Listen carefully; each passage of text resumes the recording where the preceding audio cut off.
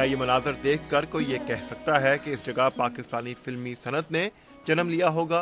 जी हाँ, ये लाहौर का शाहनूर स्टूडियो है, यानी वो मरकज जहाँ क़याम पाकिस्तान के बाद फिल्म इंडस्ट्री के बाकी मानदा कारकुनों ने पनाह हासिल की थी और उस सनत की बुनियाद रखी जो हॉलीवुड और बॉलीवुड के वजन पर लॉलीवुड कहलाई। शाहनूर स्टूडियो के मालिक शौकत हुसैन रिजवी के बेटे का बचपन और फिर जवानी भी इन्हीं दरो दीवार में गुजरी। शाहनूर स्टूडियो से गोदाम में कैसे बदला, ये कोई इनसे पूछे। सर्वाइवल का मसला था। देखिए ना, एक टाइम था कि 150 आदमी काम करता था यहाँ। ये सिर्फ स्टूडियो स्टाफ और 8-8 शूटिंगें होती थी। और एक ज़माने में पाकिस्तानी फिल्म्स 140 तक बनी हैं। जब ज़िया साहब के दौर आया तो इंडस्ट्री पे बहुत ज़्यादा क्रंच आया और वो एक सब पे, तो उस वक्त फिर हमें कोई और ऑप्शन नहीं थी कि हम इसको गोडाउन बना दें। भले वक्तों में शाहनूर स्टूडियो 136 कनाल रकबे पर फैला हुआ था, लेकिन सुकड़कर सिर्फ 40 कनाल का रह गया है। फिल्मों का काम बंद होने की वजह से इस जमीन पर अब एक रिहायशी कॉलोनी बन चुकी है। इसी तरह महकमा कस्टम ने यह जगह लेकर मकबूला गाड़ियां खड़ी करने के लिए गोदाम बना लिया है। हालात की तंगी ने एक शानदार स्टूडियो से उसकी असल शक्ल सूरत ही छीन ली है।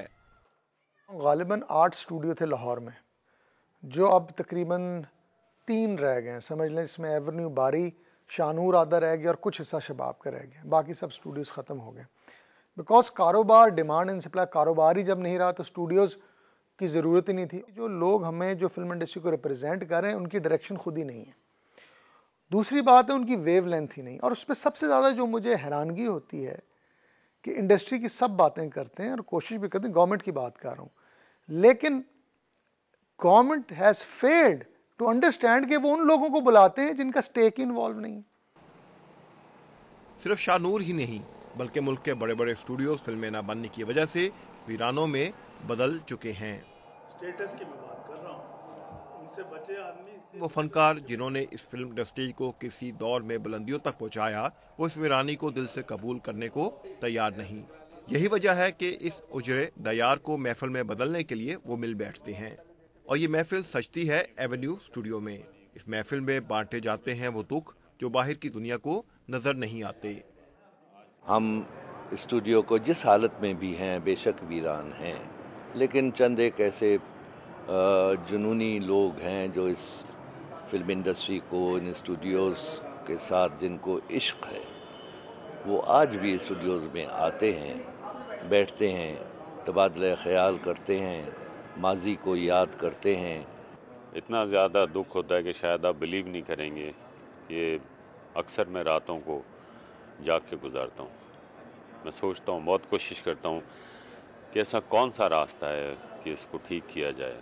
कोशिश की, बहुत कोशिश की, बहुत मेहनत की, लेकिन नहीं हो सका।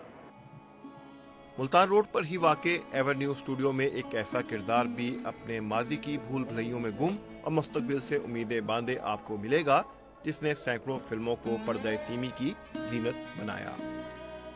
एक अच्छा टाइम देखा हुआ लोगों ने, बड़े अच्छे अच्छे लोग थे, बड़े अच्छे पैसे कमाते थे। आज वो बेचारे बिल्कुल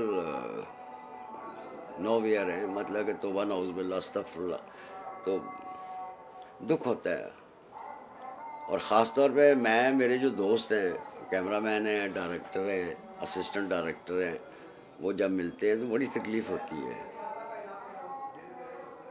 तो यही है कि अल्लाह करे शायद बेहतर हो जाए।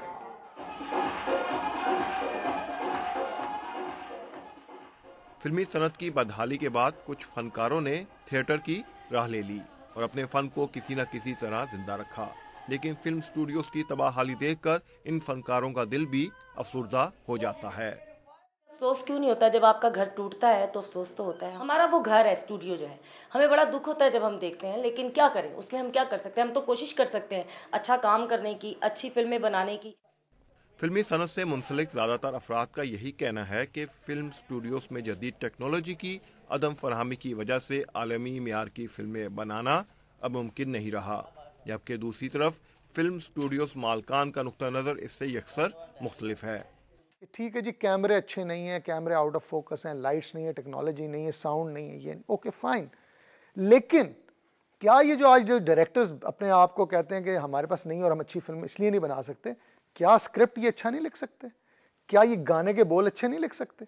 क्या ये फिल्म का नाम अच्छा नहीं रख सकते?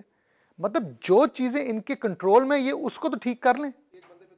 फिल्म स्टूडियोज मालकान का कहना है कि अगर हुकूमत चाहे तो आज भी इन वीरान निगार खानों की रौनकें बहाल हो सकती हैं, लेकिन ऐसा करने के लिए हुकूमत को दीगर ममालिक से ताउन हासिल करना होगा और फिल्म बंदी की जदीद सहूलियात के साथ साथ हदायतकारों, फनकारों और फनी माहिरीन की तरबियत के लिए इन निगार खानों में फिल्म अकेडमी का एहतमाम करना होगा। इबादुल हक, BBC, लाहौर।